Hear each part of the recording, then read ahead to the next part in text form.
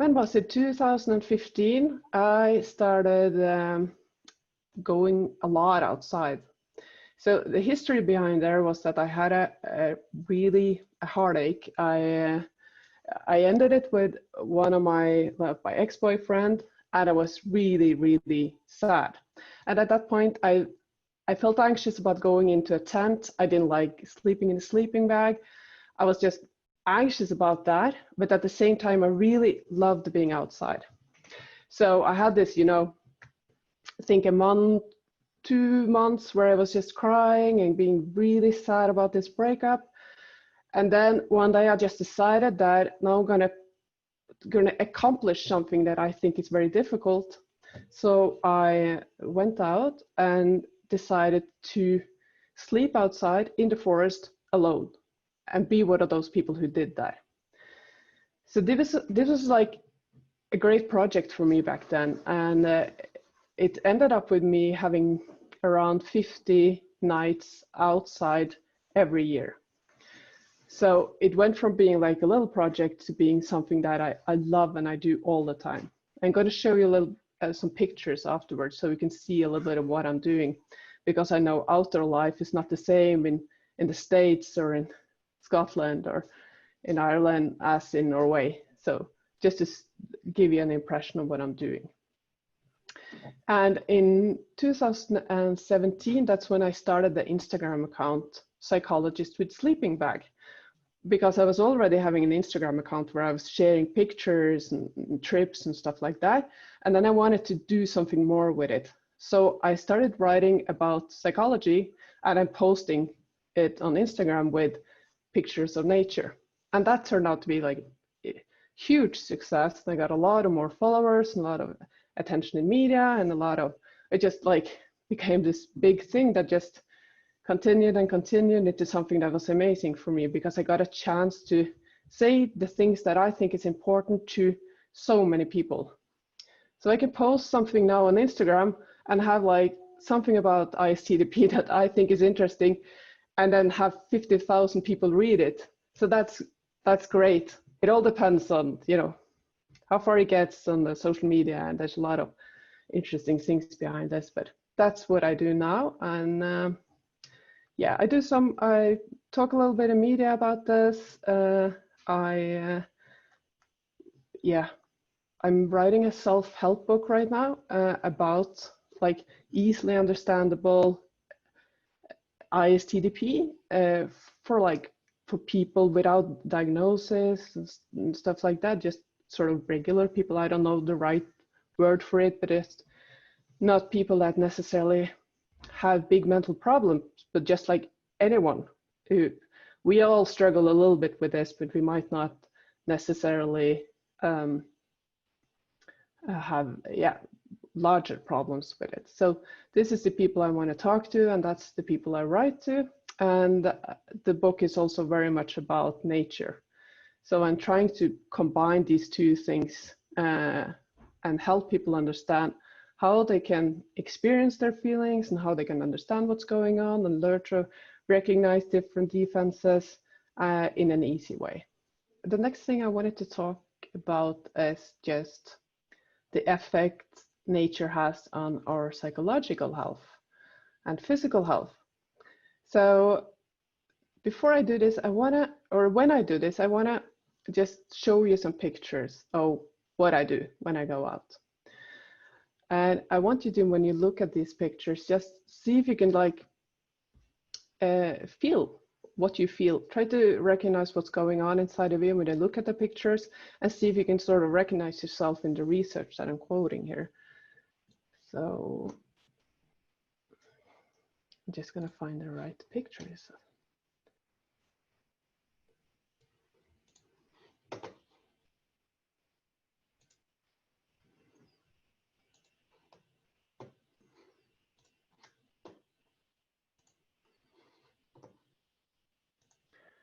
So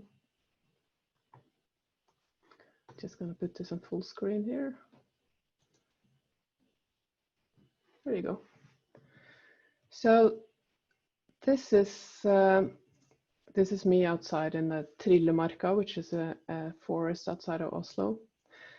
And this is basically a lot of what I do. I just go outside and explore areas that I find beautiful, and then I take pictures of it and post it together with this psychology blog posts.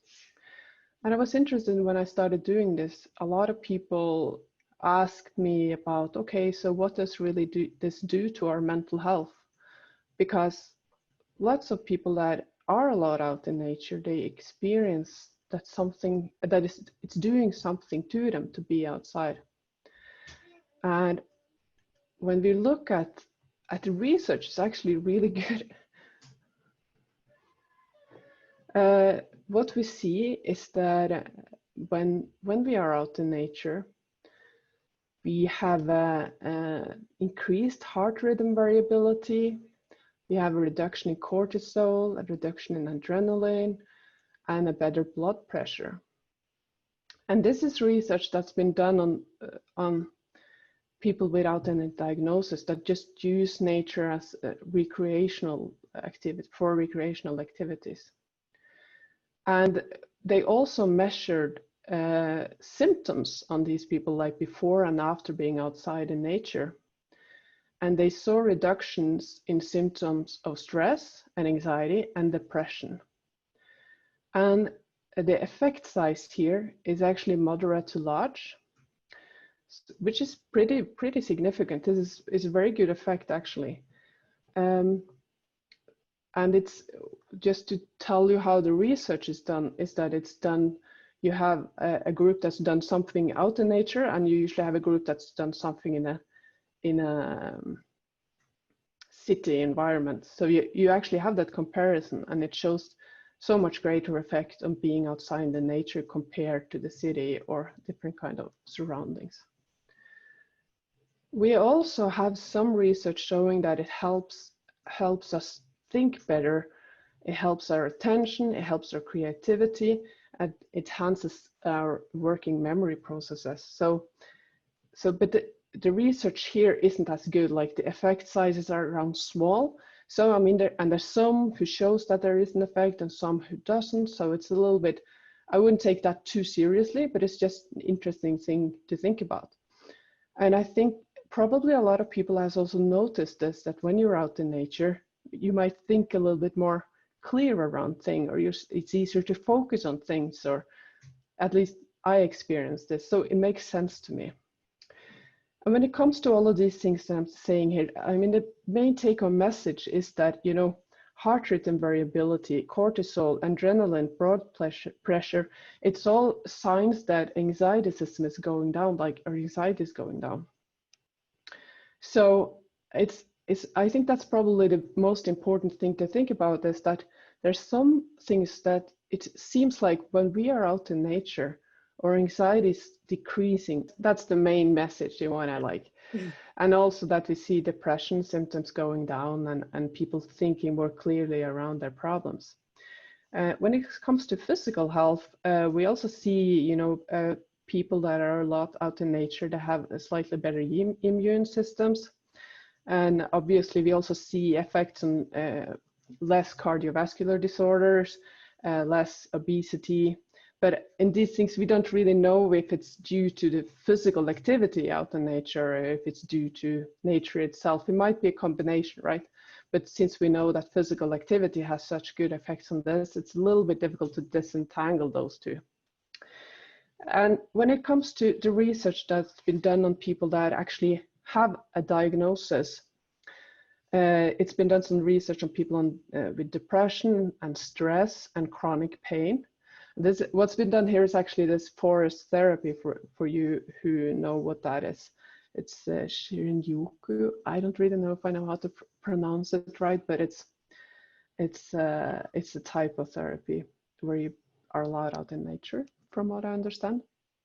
But what you see there is you see acute reductions in stress levels on the people who are outside. So that is very interesting.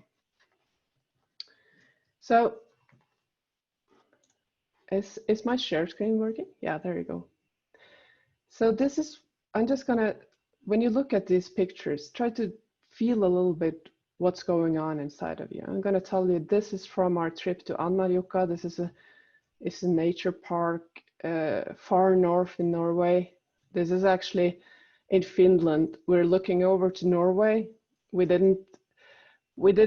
knew we weren't allowed to cross the border, but we were thinking we're so far out in nature, no one's gonna see us, and we found an old bridge, so we crossed the river just to be at this beautiful camp spot here. Caught some fish in the morning, had that. This I've been doing with my good friend Maria. We went on this trip in Annajuk. I think we were out for 6 days or 7 days. And this is us fishing, Maria massaging her feet after a long day of walking.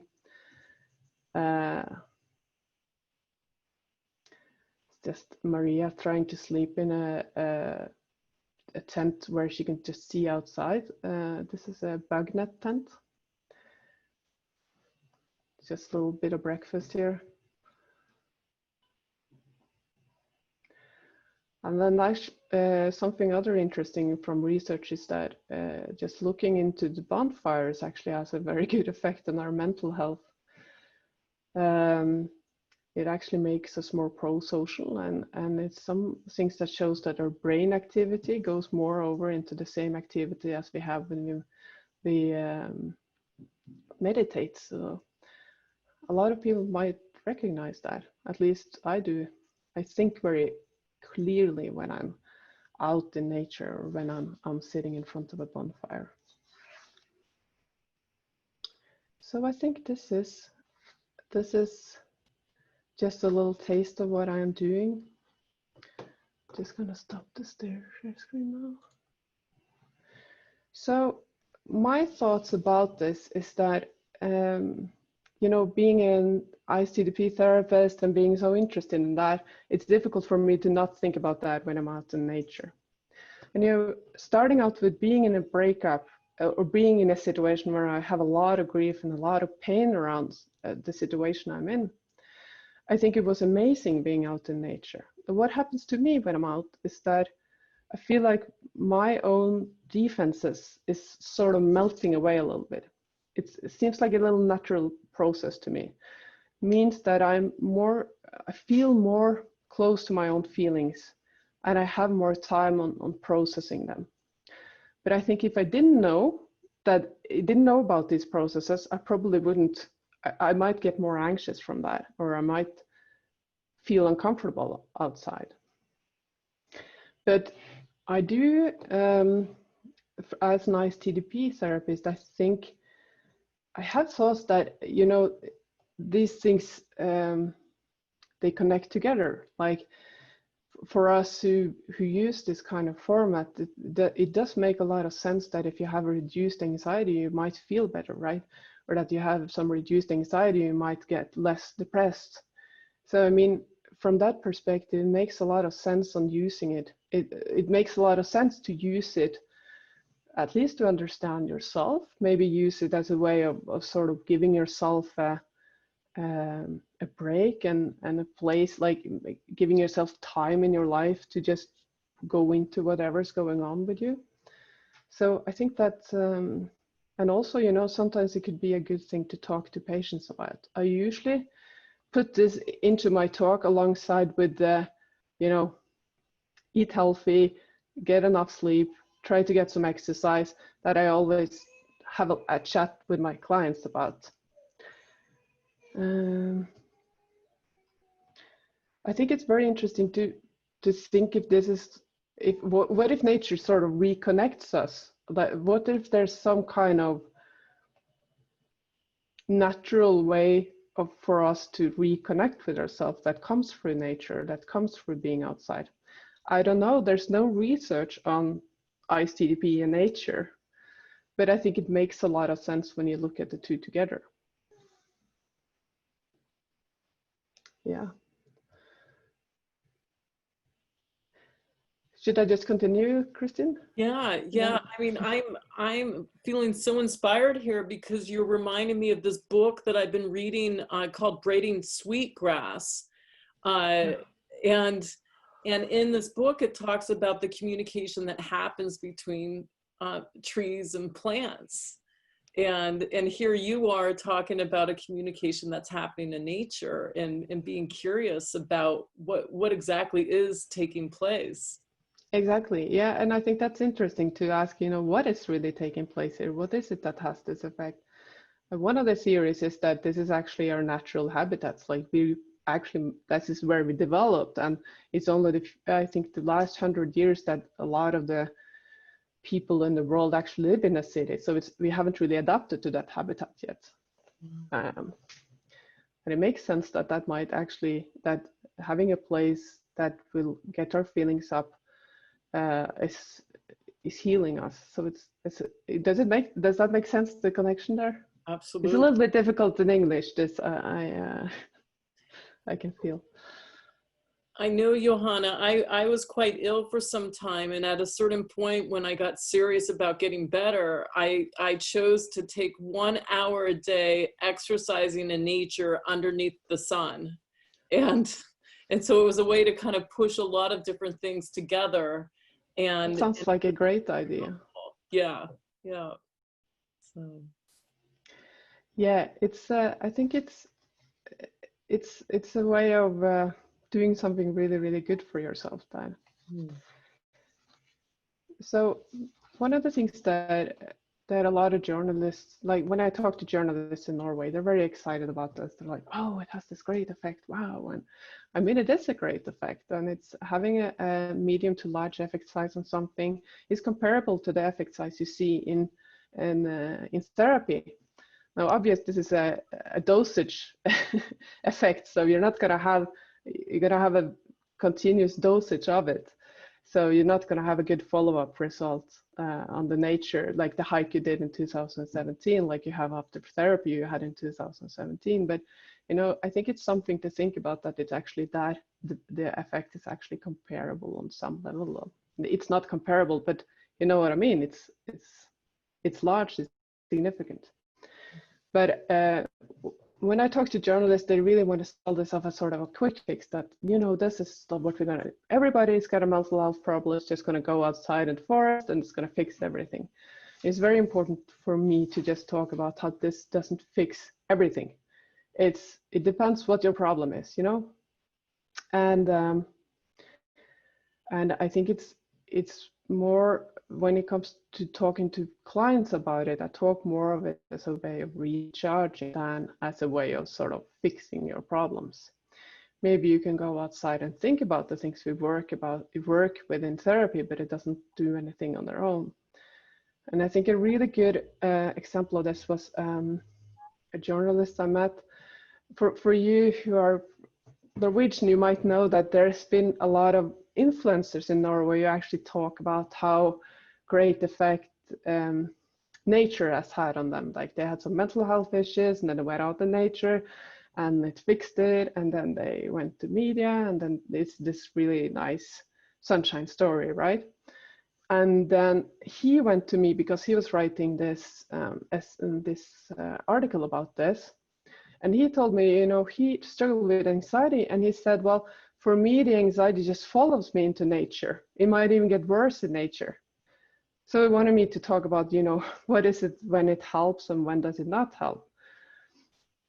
So I think this is a very, very important thing when we look at it. And it makes a lot of sense to us as therapists that obviously won't help you. It depends what your problem is. Your defenses might follow you into nature. Your anxiety might follow you into nature. It could be a place to work with it if you know how to work with it. But it could also just be a place where you get more and more anxious. And I also see that when I talk to people, like what's really great about Instagram and social media is you get this like feedback from people right away. I write something on my Instagram and then I get 20 questions back like, well, but I feel like this, or I do like that, or how is this, or oh yeah, I read this book about that, and I understand how people think. And there's so many people who actually get anxious when they're outside, or anxious when they sit down, which makes sense for us therapists, because when your feelings come up, you might get more anxious. If feelings come up, you might think more negatively, right? Depends whatever you have. So So I think this is very interesting, and it's very important when we talk about it to not simplify it in any way.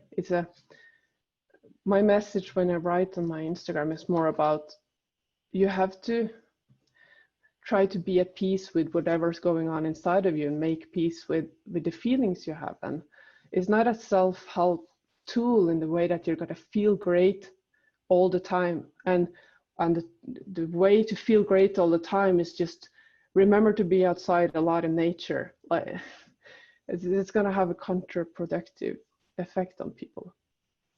So the key is more to help people see and help us see that it's about just letting whatever's going on inside of us happen. And I mean, things go bad in nature too. Like things die. We have the autumn, we have the winter, we have the spring. Like it's all the same process. I find my feelings always fit in on some level there.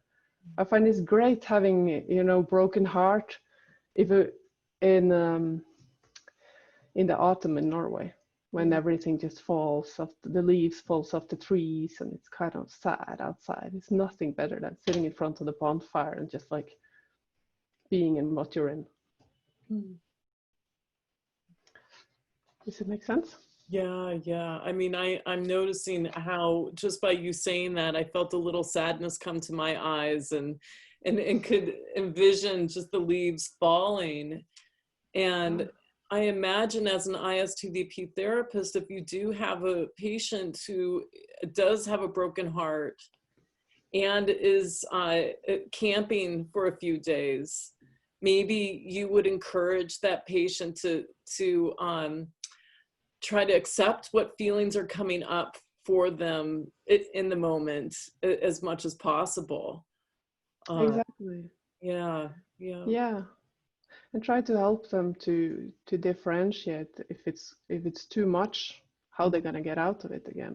Like feel whatever's coming up as long as it feels okay, and then if it's too much, then how you're gonna go back and clear your mind a little bit again. And that's also my point in the book, to try to help people to do these things on their own. I'm not sure how it's gonna work out, but see if people are able to use it. I think self-help sometimes comes off as like just tips on feeling great all the time, and that's what I'm trying to avoid. Right. Well, I mean, there's obviously a much more complex process that's happening for us in nature, and I'm hearing you try to understand that you know, how do we interact with nature in a way that's healing for us or revitalizing for us, that kind of increases connection within us and then connection with others too. Yeah, it's exactly. And I find it's interesting. When I started out doing this, I did it a lot alone because I didn't have a lot of friends who would camp like I did. But over the years, almost all my girlfriends have started, and the way we are, you know, the connections you get when you're outside, it's a little bit different than the connection you get when you're, you know, sitting in a cafe or at home with someone. It's a working relationship where you accomplish something together. So I mean, there are a lot of other effects in this. There are a lot of other aspects in doing outdoor life that has a good effect on our mental health, besides just the nature thing. It's also the mastery. A lot of people say that they feel this flow when they come out in nature, doing activities in nature. We all know that people experience more positive feelings when they're out in nature. And if you look at the PERMA model from positive psychology, this is actually 3 out of 5 things that is part of the things that they say are connected to having a good, like they say happiness, but what they really mean is dealing with life's ups and downs in a good way. You know, the PERMA model and positive psychology, it's just basically they researched what people who are more like who feel better and who deal better with life's ups and downs. What is it that they have in their life that other people who deal worse with things might have, might lack, or might want to put in on that.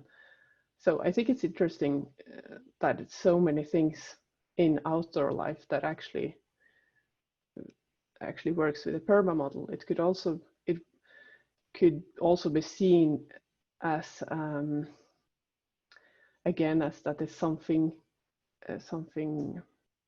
basic in us that is touched by actually going outside in nature, that helps us in so many ways.